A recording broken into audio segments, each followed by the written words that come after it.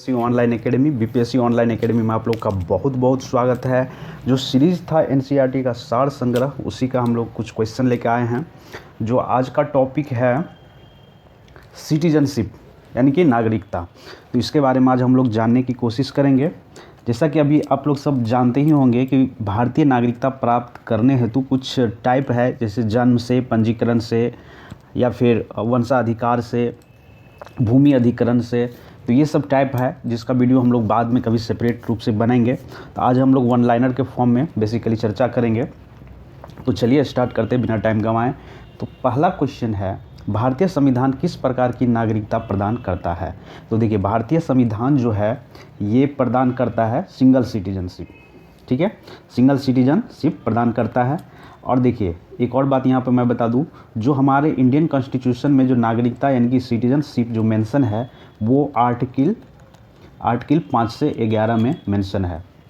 ठीक है, और ये पार्ट कौन सा है? तो ये पार्ट है दूसरा पार्ट में ये बात मेंशन किया गया है हमारे इंडियन कॉन्स्टिट्यूशन में। ठीक है, चलिए। और ये लिया कहाँ से गया सिटीजनशिप? जो हमारे यहाँ सब जानते हैं कि सिंगल सिटीजनशिप है, तो ये लिया गया है ब्रिटेन से लिया गया है। इसको कहीं कहीं एग्जाम में यूके भी लिखा रहता है, तो ये भी आप देख के चलेंगे। ठीक है, चलिए। दूसरा क्वेश्चन है, नागरिक संशोधन अधिनियम 2019 में किन देशों के हिंदू, बौद्ध, सिख, जैन, पारसी तथा ईसाई नागरिक को भारत की नागरिकता प्रदान करने का प्रावधान किया गया था? तो ये थे जो देश थे, 3 देश के थे। वो 3 देश कौन थे?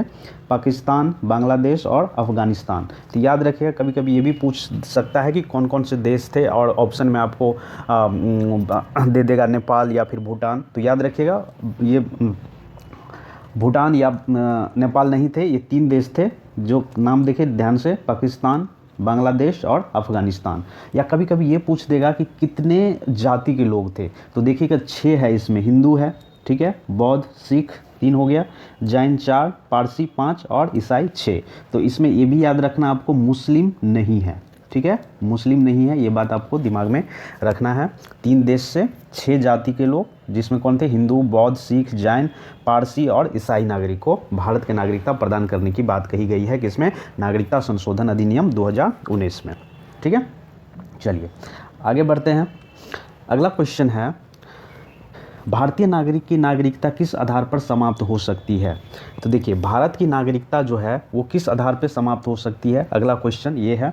तो देखिए, परित्याग से, या तो स्वेच्छा से अपने छोड़ दीजिए नागरिक। इसका मतलब होता है या तो कहीं का आप नागरिकता ले लिए हैं तो यहाँ की नागरिकता छोड़ना पड़ेगा, तो इसका मतलब होता है परित्याग से। एक होता है टर्मिनेशन। अगर आप मान लीजिए कुछ टेररिस्ट एक्टिविटी करते हैं, तो उस केस में इंडियन गवर्नमेंट एक लॉ के तहत या हमारे कॉन्स्टिट्यूशन के तहत क्या करेगा, आपका जो सिटीजनशिप है, नागरिकता है, वो समाप्त कर सकती है। ठीक है, और तीसरा है वंचना से, और इसके आधार पे भी क्या होगा कि आपका नागरिकता ख़त्म हो सकता है। तो याद रखिएगा, और भी तरीके हैं, लेकिन उसका एक अलग से वीडियो बनाएंगे तो उसमें हम अच्छे से बताएंगे आपको। ठीक है, चलिए अगला क्वेश्चन है, भारत से बाहर लगातार कितने वर्ष तक रहने पर भारतीय नागरिकता समाप्त कर दी जाती है? तो ये है 7 वर्ष। अगर बिना बताए, बिना इन्फॉर्म किए हुए अगर किसी देश में आप 7 वर्ष निवास कर लेते हैं तो इंडियन सिटीजनशिप आपका क्या होगा? टर्मिनेट कर दिया जाएगा। ठीक, चलिए अगला क्वेश्चन है, प्रवासी भारतीय दिवस कितने समय अंतराल पर मनाया जाता है? तो देखिए, प्रवासी भारतीय दिवस जो है 2 वर्षों के अंतराल पर मनाया जाता है, और इसमें सबसे पहले जो स्टार्ट हुआ था वो हुआ था 2003 में स्टार्ट किया गया था, जिसको हम लोग एनआरआई डे के नाम से भी जानते हैं। और ये हर साल कब? 9 जनवरी को मनाए जाते हैं। और यही डेट है जो 1915 में गांधी जी साउथ अफ्रीका से कहाँ पे आए थे? साउथ अफ्रीका से इंडिया आए थे, मुंबई। ठीक है, ये भी कभी कभी क्वेश्चन पूछते हैं कि गांधी जी 1915 में जब साउथ अफ्रीका से चले थे तो कहाँ आए थे सबसे पहले? तो याद रखिएगा, ये आए थे कहाँ पे? मुंबई में। ठीक, चलिए इससे फैक्ट और चीज़ हम लोग देख लेते हैं। तो ये जो है 2003 से जब स्टार्ट हुआ तो 2015 तक ये एनुअली ऑर्गेनाइज किया गया। फिर 2015 के बाद ये 2 साल में एक बार, 2 वर्ष में एक बार ऑर्गेनाइज किया जाने लगा। ठीक है, तो अभी जो 2023 का जो एनआरआई डे है, 2023 का एनआरआई डे, तो ये कहाँ पे मनाया जा रहा है? तो ये मनाया जा रहा है इंदौर में, जो कहाँ पे है? एमपी भोपाल में है। ठीक है, चलिए अगला क्वेश्चन है, भारतीय संविधान में एकल नागरिकता का प्रावधान किस देश से लिया गया है? तो देखिए अभी हम लोग कुछ देर पहले ही बात किए थे, भारतीय संविधान में जो एकल नागरिकता है ये लिया गया कहाँ से? ब्रिटेन से। ब्रिटेन से लिया गया है, जो कभी कभी यूके भी मेंशन किया रहता है, तो आप लोग देख लीजिएगा थोड़ा ध्यान से।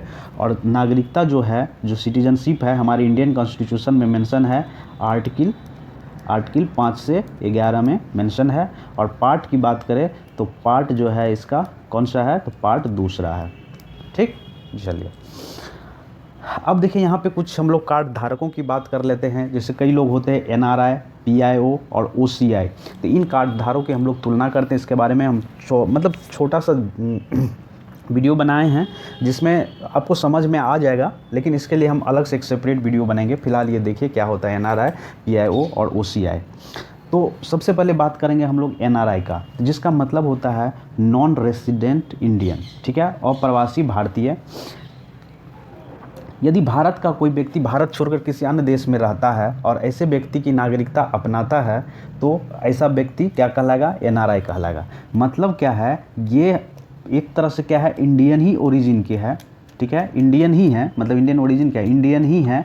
और ये किसी काम, या तो वहाँ पे काम करने के लिए गए हो, या कुछ मतलब एम्प्लॉयमेंट की बात करें तो वहाँ पे कुछ जॉब लगी हो, तो इस तरह की कुछ बात होती है, तो उसको हम लोग NRI बोलते हैं। ये इंडियन पासपोर्ट धारक ही होते हैं, मतलब इंडिया के पासपोर्ट होता है इसके पास, और ये वो सारे लाभ के हकदार होते हैं जो समानतः हमारे इंडिया में जो व्यक्ति को दिया जाता है, वो सारे लाभ के हकदार होते हैं। बस ये काम के सिलसिले में देश से बाहर रहते हैं, मतलब दूसरे देश में निवास करते हैं।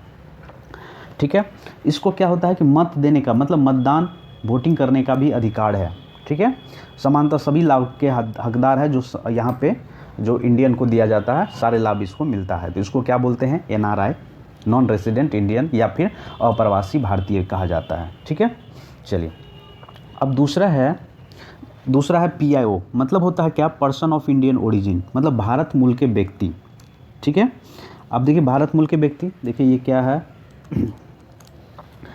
इसका मतलब होता है वो ऐसा व्यक्ति जिसका पूर्वज भारतीय नागरिक रहा हो, बट किसी वजह से कहीं दूसरे देश में जाके बस गया हो और वहाँ के पासपोर्ट अधिकरण कर लिया हो, तो इसका मतलब होता है PIO, person of Indian origin, भारतीय मूल के व्यक्ति है लेकिन पासपोर्ट कहाँ है? किसी दूसरे देश के है। ठीक है, ये सेंटेंस कुछ गलत लिखा गया है तो आप लोग देख लीजिएगा। चलिए ये अब अगर ये इंडियन पासपोर्ट के लिए अप्लाई करेगा तो कम से कम इंडिया में इसको कितना 7 वर्ष रहना पड़ेगा, तभी जाके ये अप्लाई कर सकता है इंडियन सिटीजनशिप के लिए। सॉरी, यहाँ पे पासपोर्ट बोल दिए, मतलब इंडियन सिटीजनशिप चाहिए तो इसके लिए कितना दिन इसको रहना पड़ेगा? तो इसके लिए 7 साल इंडिया में रहना पड़ेगा, तब जाके अप्लाई कर सकता है इंडियन सिटीजनशिप का।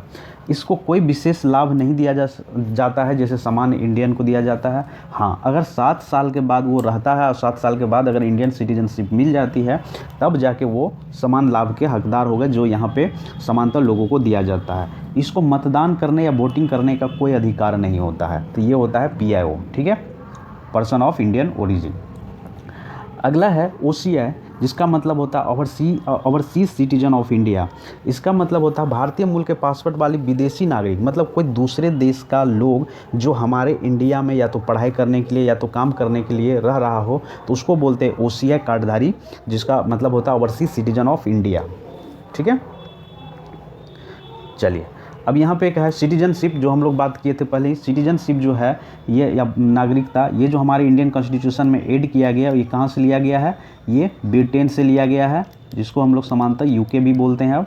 ठीक है, अगर इसका हम पार्ट की बात करें तो पार्ट कौन सा है? पार्ट है दूसरा, और आर्टिकल कितना है? 5 से 11 आर्टिकल में मेंशन है। और कॉन्सेप्ट ऑफ सिंगल सिटीजन जो है कहाँ से लिया गया? ब्रिटिश कॉन्स्टिट्यूशन से लिया गया है। ठीक है, तो आई होप कि आप लोगों को समझ में आया होगा कुछ, बट उतने विस्तार से हम इसमें लिए नहीं, क्योंकि इसमें कुछ टॉपिक है जैसे भारत की नागरिकता प्राप्त हेतु कितने प्रकार से हम लोग भारत की नागरिकता प्राप्त कर सकते हैं, तो इस सब का एक सेपरेट वीडियो हम बनाएंगे। या फिर इसका जो अभी हम लोग कंपेयर किए हैं जो NRI, PIO और OCI का, इसका एक सेपरेट वीडियो, तो वीडियो थोड़ा लंबा हो जाता है, इसलिए हम ज़्यादा लंबा किए नहीं।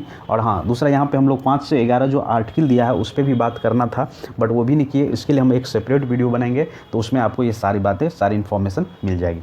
ठीक है, तो चलिए, thank you for watching BPSC online academy. I hope कि आप लोग को अच्छा लगा होगा वीडियो। Thank you.